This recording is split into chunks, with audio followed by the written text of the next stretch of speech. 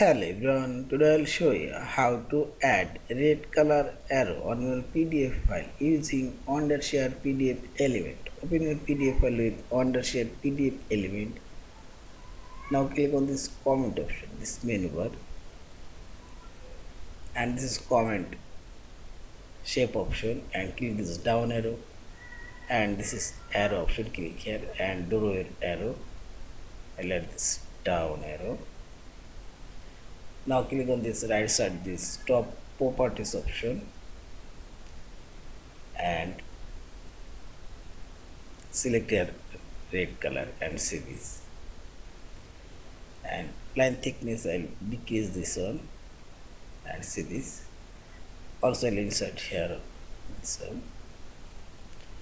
You can add custom red color here. See this. Or click on this color option, select this red color, and you can increase decrease this transparency also, and increase thickness, and this is arrows ending point.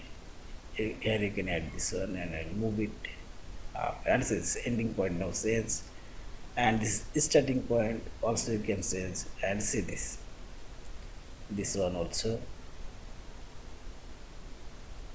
you can change similar, yeah.